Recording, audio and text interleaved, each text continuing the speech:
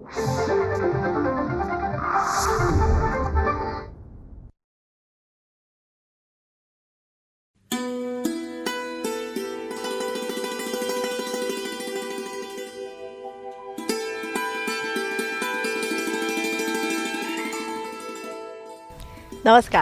रयतेच्या दरबारमध्ये आपणा सगळ्यांचं हार्दिक स्वागत. निरनिराळ्या सकारात्मक प्रयत्नांची माहिती आपण आपल्या ह्या कार्यक्रमातून करून घेतो, ज्याला उत्तम प्रतिसाद आम्हाला मिळत आहे त्याबद्दल अनेक अनेक धन्यवाद.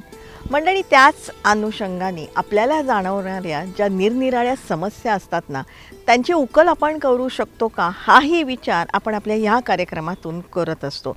आणि त्याचबरोबर या वेगवेगळ्या ज्या गोष्टी असतात ना, त्यासाठी शासनाकडून आपल्याला बऱ्याच प्रमाणामध्ये मदतही दिली जाते. ती नेमकी काय आहेत, योजना काय आहेत, याविषयीही आपण जाणून घेत असतो. समस्या सोडवताना एक गोष्ट लक्षात घ्यायला पाहिजे की आपण जर का एकमेकांना मदत केली ना, तर या समस्या सहज सुटू शकतात. आणि त्यासाठीच या समस्या नेमक्या काय आहेत ना, ते आपण एकमेकांशी बोलायला पाहिजे, एकमेकांना आपण मदतसुद्धा करायला पाहिजे.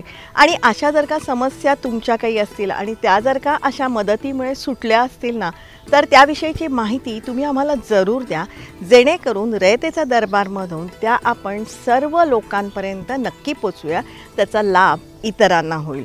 रयतेचा दरबार ह्या आपल्या कार्यक्रमाचा हाच उद्देश आहे. त्यासाठीच एकमेकांना मदत करू, एकमेकांची काळजी घेऊया आणि सगळ्यांचं जगणं समृद्ध करूया. त्यासाठीच रयतेचा दरबार.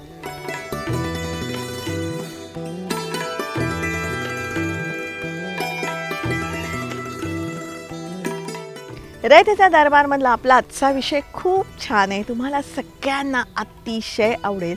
त्याचबरोबर आपला हा जो आजचा विषय आहे ना, हा अत्यावश्यक असाच हा आपला आजचा विषय आहे. हा विषय नेमका काय आहे, त्याची व्याप्ती काय आहे, त्याची कारणं काय आहेत, त्याच्यावरती उपाय काय आहेत, याविषयीची संपूर्ण माहिती आज आपण जाणून घेणार आहोत.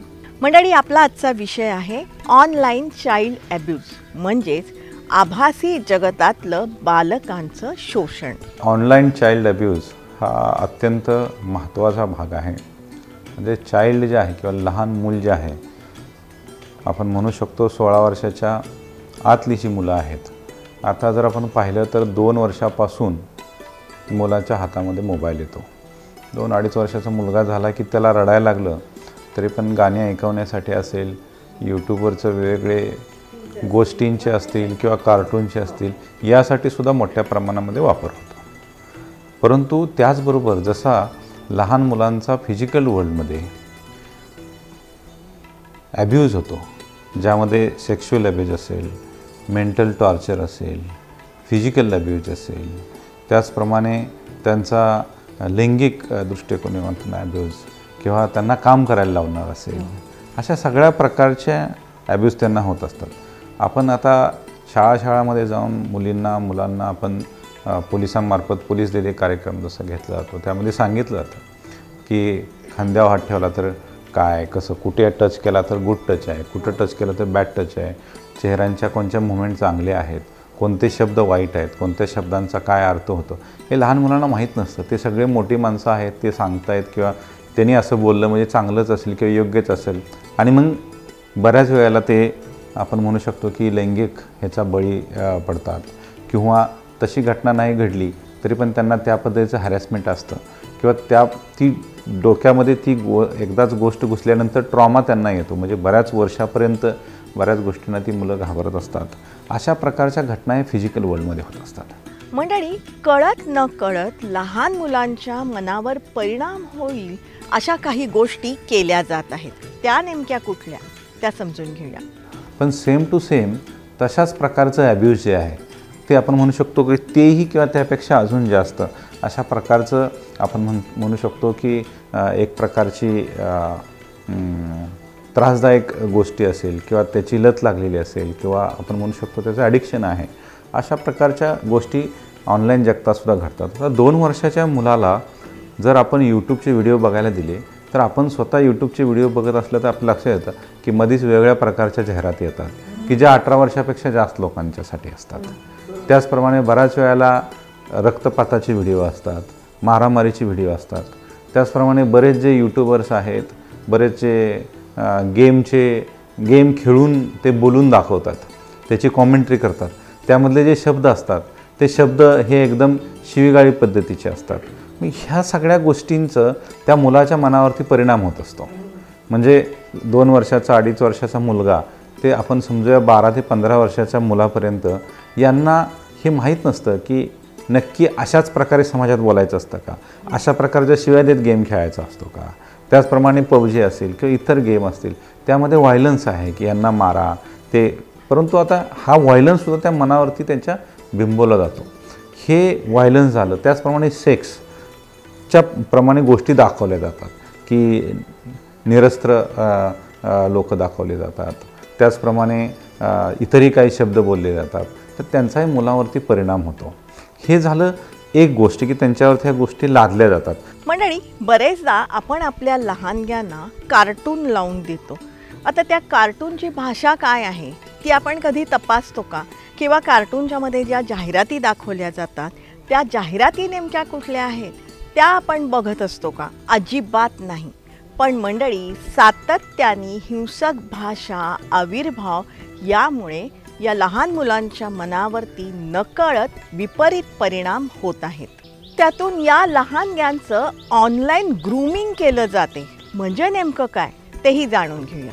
त्या व्यतिरिक्त जर ग्रूमिंग केलं जातं म्हणजे काही महिला आहेत किंवा लहान मुली आहेत, ह्या लहान मुलींना वारंवार की अशा पद्धतीने ग्रूम करायचे की जर समजा व्हिडिओ चॅटिंग असेल, सोशल मीडियाचे प्लॅटफॉर्म्स असतील किंवा 1 to 1 व्हॉट्सॲप किंवा अशा प्रकारच्या चॅटच्या माध्यमातून त्यांना कायमस्वरूपी त्या प्रकारच्या सेक्शुअल ॲक्ट करण्यासाठी असेल किंवा इन्स्लेव करण्यासाठी असेल किंवा त्यांच्याशी संबंध ठेवण्यासाठी असेल, हे हळूहळू त्या प्रकारचे शब्द बोलून, तशा प्रकारचे व्हिडिओ पाठवून, तशा प्रकारच्या गोष्टी करून त्यांना ते ग्रूम केलं जातं. त्याला आपण ग्रूमिंग गँग्स म्हणतो.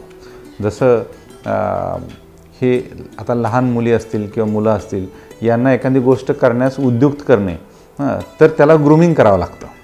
मग हे ऑनलाईन आपल्याला माहीत नसतं की आपला मुलगा लहान मुलं आहे, ह्याने कोणकोणचे व्हिडिओ सबस्क्राईब केलेले आहेत, कोणाचे मेल्स त्याला येतात किंवा तो सोशल मीडियावर कोणाला फॉलो करतो, त्याच्या चॅटिंगमध्ये नक्की कोण त्याला गाईड करतो आहे. बऱ्याच वेळा मुलांनाही माहीत नसतात. मुलं हे कॉल करत जातात किंवा एखादा नंबर दिसला त्याच्यावर दाबतात, कोणाशी हाय हॅलो करतात, परंतु समोरच्या प्रत्येकच व्यक्ती ही चांगली असेल असं नाही. त्यामुळे ऑनलाईन ग्रूमिंगसुद्धा मोठ्या प्रमाणात होतं की ज्याचं रूपांतर जे आहे हे नंतर लहान मुलगा हा एकतर तो पैसे देण्यामध्ये करतो किंवा फिजिकल ॲब्यूजमध्ये जातो किंवा सेक्शुअल ॲब्यूज त्याचं केलं जातं किंवा त्याला सेक्शुअल ॲब्यूजमध्ये असं की बऱ्याच वेळेला जरी त्याला प्रत्यक्ष तो कुठं नाही गेला तरी त्याला ते व्हिडिओ चालू कर, तू बाथरूममध्ये जा, तुझा संपूर्ण व्हिडिओ दाखव, अशा प्रकारच्या गोष्टीसुद्धा केल्या जातात. आणि नंतर त्याच्यावरून त्याला ब्लॅकमेल केलं जातं. लहान मुलींना असेल, आणि त्यांना हे माहीत नसतं की हे कशासाठी केलं जातं. तर बरेच आमच्याकडे कंप्लेंट येतात की लहान मुलांना असेल किंवा लहान मुलींना असेल किंवा पर्टिक्युलरली मुलींना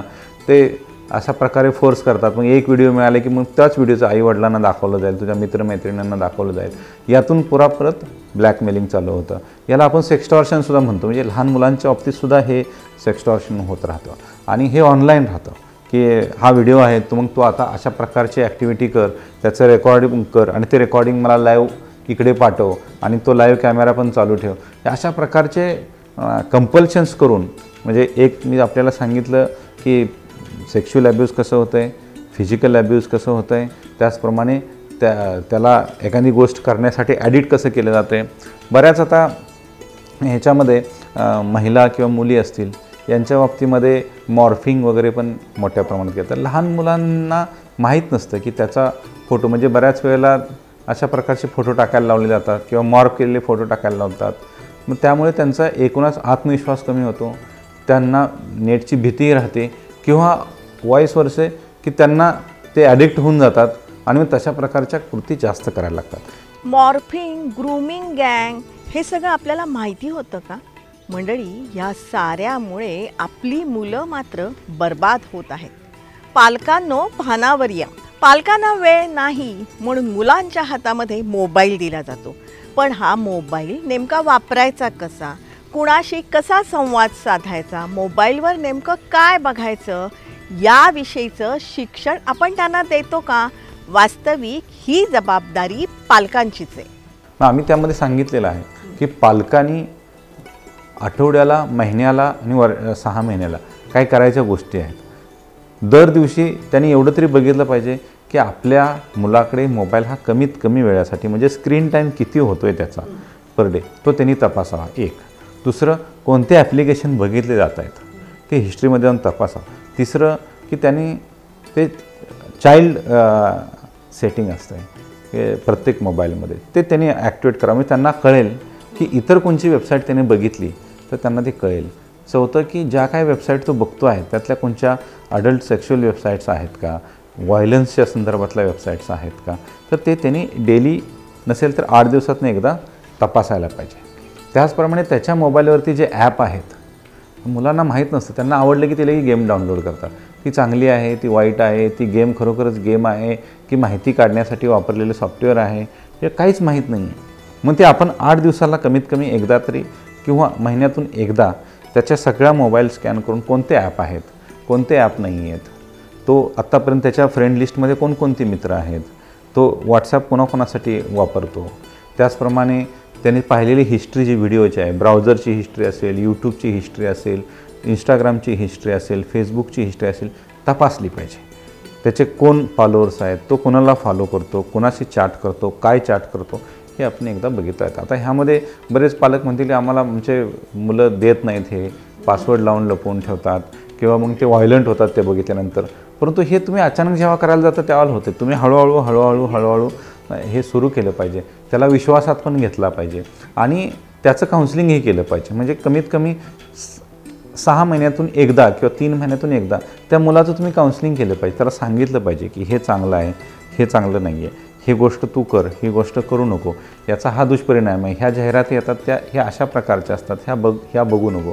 मुलांना मोबाईलचं व्यसन लागत आहे आणि त्यातून ही मुलं अत्यंत ॲग्रेसिव्ह होत आहेत, ही वस्तुस्थिती आहे. आणि ही वस्तुस्थिती नुकतीच एका मातेनं मांडलेली आहे. ह्या मातेच्या 13 वर्षाच्या मुलानं गेमिंग ॲपच्या नादामध्ये 14व्या मजल्यावरून उडी मारून स्वतःला संपवलेला आहे. हा मुलगा सतत मोबाईलशी खेळत असायचा. नंतर ह्या मुलाशी बोलायची सुद्धा मला भीती वाटू लागली होती, असंही त्या आईने सांगितलं. मंडळी, हे सगळं ऐकलं पाहिलं ना की आपले खरंच डोळे भरून येतात. पण ही वस्तुस्थिती प्रत्येक घरामध्ये कमी अधिक प्रमाणामध्ये नक्कीच आहे. भानावर या. आपण जन्म दिलेल्या लेकरासाठी आपल्याकडे वेळ नाही, संवाद नाही, आहे तो फक्त मोबाईल. अशा प्रकारचे लहान मुलांवरती होणारे, म्हणजे आता एकूणच जर बघितलं तर लहान मुलावरती ॲडिक्शन होतं आहे आणि हे ॲब्युजेस होते आहेत ह्याच्या, आणि त्यातून त्यांचा मानसिक, आर्थिक आणि शारीरिक तिन्ही दृष्टीने नुकसान होतं आहे. मंडळी, सध्या ऑनलाईन गेमिंगचं क्षेत्र खूप मोठ्या प्रमाणावरती फोफावलेलं आहे. त्याच्या जाळ्यामध्ये लहान मुलं अडकत आहेत. मग हे सगळं माहिती असताना या गेमिंग ॲपवरती सरकारला बंदी घालता येत नाही का, हा प्रश्न मनात आला ना. सध्या तर असं आहे की बरेच जे गेम आहेत ते जुगार नाहीत, याच तत्वाखाली ते चालले जातात. तर त्याच्यामध्ये प्रत्येक गेमचं परीक्षण होणं गरजेचं आहे. आता या संदर्भामध्ये काही लीगल कॉम्प्लिकेशन आहे. जसं हा गॅम्बलिंग हा स्टेट सब्जेक्ट आहे, तो केंद्रीय सब्जेक्ट नाही आहे. काही लोकांनी काही हायकोर्ट, सुप्रीम कोर्टचे ऑर्डर घेतले आहेत की ही पर्टिक्युलर गेमच्या अशा प्रकारचं खेळणं म्हणजे गॅम्बलिंगमध्ये येत नाही आहे. किंवा काही फॅन्टसी गेम्स आहेत त्याच्यामधला व्हायलन्स हा आभासी व्हायलन्स आहे, तो ॲक्च्युअल तसा नाही आहे. किंवा काही गेम्स आहेत ह्या युद्धाच्या गेम्स आहेत, काही गेम्स आहेत ह्या आपण म्हणू शकतो मारामारीच्या गेम्स आहेत, गँग वॉरच्या टाईप गेम्स आहेत शोधले. ह्या पळवटा शोधून बरेच नाही, आता जे आहे ते वास्तव सर्वांसमोर आहे. मंडळी, या ऑनलाईन गेमिंग इंडस्ट्रीविषयी आपण थोडंसं जाणून घेऊया. प्रचंड प्रमाणामध्ये ती वाढते आहे, इतकं की या ऑनलाईन गेमिंगमध्ये आपला भारत जगात पहिल्या क्रमांकावर आहे. 2023मध्ये 9.5 बिलियन म्हणजे 9.5 अब्जपेक्षा जास्त गेमिंग ॲप डाउनलोड करण्यात आली आहेत. 568 मिलियन म्हणजेच 568 दशलक्ष गेमर्स आहेत. या इंडस्ट्रीचा ग्रोथ रेट 28% आहे. ऑनलाईन गेमिंग रेव्हेन्यू 2020मध्ये $135.4 बिलियन होता, तो 2023मध्ये $176.6 बिलियन इतका झालाय. सरकार 28% GST यावरती वसूल करते, तसंच 30% इन्कम टॅक्सही आकारला जातो. थोडक्यात उत्पन्नाचं हे क्षेत्र आहे, पण त्यातून आपली पुढची पिढी बर्बाद होते. या ऑनलाईन गेमिंगमध्ये बरेच प्रकार आहेत. याच्यामध्ये म्हणजे आपण बघू शकतो की फॅन्टासी स्पोर्ट्स पण आहेत, रिअल स्पोर्ट्सचे याचे व्हर्जन पण आहेत, डिजिटल व्हर्जन पण आहेत. त्यानंतर काही जुगार सदृश्य गेमसुद्धा आहेत, काही इलिगल पद्धतीने जुगारसुद्धा खेळले जातात. आणि अशा प्रकारच्या ऑनलाईन गेमिंग, काही ॲडिक्शन गेम्स आहेत, काही एकदम व्हायलंट गेम आहेत, ज्यामध्ये मारामारीच आहेत. ही जी गेमिंग इंडस्ट्री आहे, ह्या गेमच्या संदर्भामध्ये म्हणजे आधी मुलं ही फिजिकल गेम्स खेळत होती, त्यातून त्यांचा शारीरिक, मानसिक आणि बौद्धिक तिन्ही गोष्टींचा विकास होत होता. ह्या ज्या गेम आहेत बेटा, ह्याच्यामध्ये शारीरिक विकास व्हायच्या ऐवजी शारीरिक हानी होते आहे. मानसिकदृष्ट्या कोणातून सुद्धा त्याची मोठ्या प्रमाणात हानी होते आहे. की काही गोष्टी त्याला शिकायला मिळत आहेत, पण काही गोष्टी वाईट शिकायला मिळत आहेत. म्हणजे भाषा असेल हानी. त्याचप्रमाणे त्याची आपण म्हणू शकतो की बौद्धिक म्हणजे एक प्रकारे तो त्याच जगात वावरतो आहे, आभासी वास्तवात वावरतो आहे. पण तीच मुलं परत शाळेत गेली, तीच मुलं परत प्रत्यक्ष ग्राउंडवर गेली, तर त्यांना त्या गोष्टी नको असतात. ते प्रत्येक वेळेला येतं आणि परत तो बघेल की माझा मोबाईल कुठे, म्हणजे असा अनइझी होतात. तर ह्या बाबीकडे म्हणजे एक तर काउन्सिलिंग प्लस त्याच्यावरती रिस्ट्रिक्शन काही प्रमाणात पालकांकडचे, आणि त्याचप्रमाणे आपण वैधानिक किंवा लिगल काही रिस्ट्रिक्शन असणं, हेही बाब फार महत्त्वाचे आहे. तर हा एक विषय जो आहे तो आपल्या माध्यमातून आपण जनतेसमोर घेऊन गेलं पाहिजे की ऑनलाईन गेमिंग, त्याचे परिणाम, त्याचे दुष्परिणाम, विद्यार्थ्यांनी काय करावे, काय करू नये, हे महत्त्वाचं. मंडळी, या गेमिंग ॲपमध्ये लहान मुलांबरोबरच सर्व वयाची माणसं अडकत आहेत. इझी मनी हे एक प्रलोभन आहे. म्हणजे मी काय म्हटल्यामुळं किंवा तुम्ही काय म्हटल्यामुळं ते वास्तव चेंज नाही होत आहे, ते वास्तव आहे.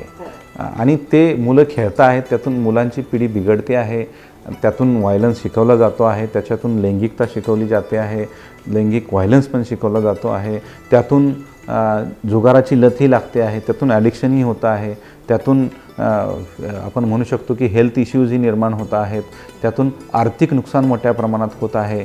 बरीच मुलं ही मुलंच सोडा, परंतु ऑनलाईन गेमिंगमध्ये मोठ्या व्यक्तीसुद्धा मोठ्या प्रमाणात अडकलेल्या आहेत.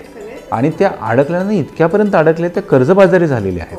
आणि कर्जबाजारी होऊन काही लोकांनी त्या आत्महत्या केलेल्या आहेत, काही लोक बँकरप्ट झालेले आहेत, काही लोकांनी कर्ज काढलेली आहेत. तर ह्या सगळ्या बाबी आपण डिनाय नाही करू शकतो. यामध्ये माझं मत असं आहे की ठीक आहे, ही एक इंडस्ट्री आहे ऑनलाईन गेमिंगची, ती इंडस्ट्री असणं ही चुकीचं नाही आहे, पण त्या इंडस्ट्रीमधल्या ज्या काही दुष्प्रवृत्ती आहेत, ज्या काही चुकीच्या गोष्टी आहेत, याचं रेग्युलेशन होणं गरजेचं आहे. आणि त्या दृष्टिकोनातून म्हणजे याचा अभ्यास मोठ्या प्रमाणात होणं गरजेचं आहे. आणि जे चुकीचं आहे, ज्याच्यामुळे ॲडिक्शन होतं आहे किंवा व्हायलन्स होतो आहे. मंडळी, आपली जर का ऑनलाईन फसवणूक झाली तर आपल्या सगळ्यांना त्याची हेल्पलाईन जी आहे तिचा नंबर माहिती आहे, 1930. ह्या नंबरवरती लगेच तक्रार करा. आता आमच्याकडे बऱ्याच कंप्लेंट येतात ज्या ऑनलाईन गेमिंगच्या संदर्भात आहे. ऑनलाईन गेमिंगमध्ये सगळ्याच कंपन्या, सगळ्याच गेमच्या ॲप आहेत, हे काही इंडियामध्ये रजिस्टर्ड आहेत असं नाही आहे. काही बाहेरही रजिस्टर्ड आहेत, काही हे अधिकृत कोणत्या कंपनीने काढलेले नाहीत, अशाच काही म्हणजे गुंड कंपन्या म्हणू शकतो, किंवा आपण काही अशा चुकीच्या व्यक्तींनी पण काढलेल्या, आणि काही हे अतिशय चांगल्या कंपन्यांनी काढलेले ॲप्स पण आहेत. आता डाउनलोड करणाऱ्याला प्रत्येकाला असं कोणता प्लॅटफॉर्म नाही आहे की ते समजायला की हे लीगल चांगलं आहे आणि हे वाईट आहे. किंवा आता रेटिंग जरी आपण म्हणलं की काय लोक काय करतात की काय कॉमेंट्स आलेले आहेत, काय रिव्ह्यू आलेले आहेत, ते बघून ते डाउनलोड करायचं नाही ठरवत.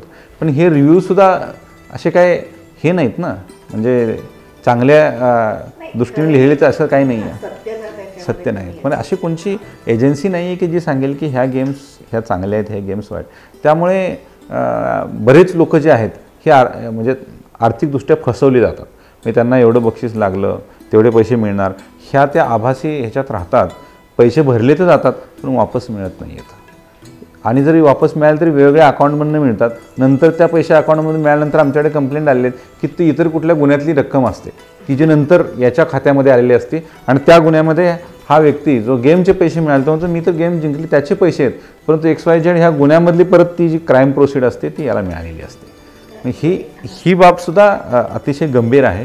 त्यामुळे ह्या ऑनलाईन गेमिंग इंडस्ट्री जी आहे त्याच्यामधले चांगल्या बाबी कोणत्या आहेत, वाईट बाबी कोणत्या आहेत याचं अभ्यास होणं गरजेचं आहे. पालक, शाळा, कोचिंग क्लासेस या साऱ्यांनी ही जबाबदारी उचलायला पाहिजे आणि त्यांच्याकडे येणाऱ्या मुलांकडे लक्ष द्यायला पाहिजे की तुमच्याकडे आलेलं मूल आहे त्या मुलाच्या संदर्भामध्ये ते किती स्क्रीन टाईम वापरला जातो आहे, तो कोणते ॲप बघतो आहे, आपल्याकडे आल्यानंतर तो काय ॲक्टिव्हिटी करतो आहे, त्याच्या व्हायलंट ॲक्टिव्हिटी ह्या कोणत्या गोष्टीवरून आलेल्या आहेत, ह्याचा निदान आपण महिन्यातून एकदा 8 दिवसातून एकदा त्यांनी फॉर्मच ठेवायला पाहिजे आणि त्या गोष्टी नोंद करायला पाहिजे जेणेकरून. आणि आम्ही हे सजेस्ट केलेलं आहे की प्रत्येक अशा प्रकारच्या शाळेमध्ये, प्रत्येक अशा इन्स्टिट्यूशनमध्ये अशा प्रकारचे सायकोलॉजिकल काउन्सिलर्स असले पाहिजेत की जे मुलाला काउन्सिल करतील. मंडळी, तसं बघितलं ना तर इंटरनेट, मोबाईल ही आपल्या सगळ्यांची आता जीवनावश्यक गरज झाली आहे. फसवणूक कोणत्याही प्रकारची ऑनलाईन फसवणूक झाली असेल तर कंप्लेंट ही 1930लाच करायची. 1930 हा आपल्याला संपूर्ण महाराष्ट्रामध्ये, भारतामध्ये कॉमन हेल्पलाईन आहे. तुम्ही कधीही करू, 24 तास चालू असते. आणि ह्याचं महत्त्वाचा भाग ह्याचा काय आहे की तुम्ही कंप्लेंट करून जेव्हा तुम्ही बँकांचे डिटेल देता किंवा ज्याच्याकडे पैसे हे पैसे आपण थांबवू शकतो. थोडक्यात मोबाईल हा जितका मित्र आहे ना तितकाच तो शत्रू आहे याची जाणीव मुलांना योग्य वेळी करून देण्याची गरज आहे. त्यांचं समुपदेशन करायला पाहिजे. त्यांचे मोबाईल आपण बिनदिक्कत तपासायला पाहिजेत. मुलांची वर्तणूक, भाषा, कृती याकडे आपण पालकांनी लक्ष द्यायला पाहिजे. थोडक्यात आपण जन्म दिलेल्या बछड्यांसाठी वेळ द्या, प्रेम द्या, त्यांच्याबरोबर संवाद वाढवा आणि या साऱ्या जीवघेण्या गुंत्यातून या मुलांना वाचवण्याची गरज आहे. त्यातून आम्ही सर्व शाळांना आवाहन करतो की मोबाईलबाबत, त्याच्या घातकतेबाबतचं समुपदेशन किंवा माहिती योग्य वयामध्ये सर्व मुलांना देण्याची गरज आहे. शाळा ही गोष्ट सहज करू शकतात. यामागचं कारणही असं आहे की त्या वयामध्ये शिक्षकांचं ऐकण्याची मुलांची वृत्ती असते. त्याचा फायदा आपण घ्यायला पाहिजे आणि शाळांनी यामध्ये पुढाकार घ्यायला पाहिजे. त्याचबरोबर मंडळी, ही जी समस्या आहे ना ह्याच्यावरती तुमच्याकडे काही उपाय असतील ना तर ते तुम्ही जरूर आमच्यापर्यंत पोचवा. आपण रयतेचा दरबारमधून सगळ्यांपर्यंत ते पोचवूया आणि आपल्या ह्या पुढच्या पिढीला मोबाईलच्या व्यसनापासून वाचवूया. त्याच अनुषंगाने आपला आजचा भाग तुम्हाला कसा वाटला हे तुम्ही जरूर आम्हाला कळवा. संपर्कासाठी आमचा पत्ता आहे raytechadarbar@gmail.com. जरूर आमच्याशी संपर्क साधा. तुमच्याकडे काही माहिती असेल, सूचना असतील, प्रश्न असतील ते तुम्ही आमच्यापर्यंत नक्कीच पोचवा. रयतेचा दरबारमध्ये हे जे सगळे एपिसोड आहेत ना हे तुम्ही वारंवार बघू शकता. 400च्या वर एपिसोड आहेत. हे तुम्ही वारंवार बघू शकता आणि त्यातून लाभही घेऊ शकता. वेगवेगळी माहिती तुम्ही जाणून घेऊ शकता. त्यासाठी यूट्यूबवरती आपली चॅनल आहेत, रयतेचा दरबार, जनता दरबार या दोन्ही नावांनी आपली ही चॅनल आहे जी तुम्ही लाईक करायला पाहिजेत आणि सबस्क्राईब करण्याचीही गरज आहे. रयतेचा दरबार आम्ही प्रसारित करत असतो दर सोमवारी रात्री 9 वाजता सह्याद्री वाहिनीवरून. सोमवारचाच हा एपिसोड आम्ही पुनः प्रसारित करत असतो दर शनिवारी सकाळी 8 वाजता सह्याद्री वाहिनीवरून. सोमवार रात्र 9, शनिवार सकाळ 8 हे जे दोन्ही एपिसोड आहेत ना हे तुम्ही मोबाईलवरून लाईव्ह बघू शकता सह्याद्री वाहिनीच्या फेसबुक पेजवरून. जरूर बघत राहा, कारण आम्ही ही जी माहिती तुम्हाला सांगतोय ना या माहितीच्या उपयोगामुळे अनेकांचे लाभ होत आहेत किंवा होऊ शकतात. मात्र ही माहिती जास्तीत जास्त लोकांपर्यंत आपण सगळ्यांनी पोचवायला पाहिजे. त्यासाठी रयतेचा दरबारमध्ये आपण सामील व्हायला पाहिजे. त्यासाठीच एकमेकांना मदत करू, एकमेकांची काळजी घेऊया आणि सगळ्यांचं जगणं समृद्ध करूया. त्यासाठीच रयतेचा दरबार.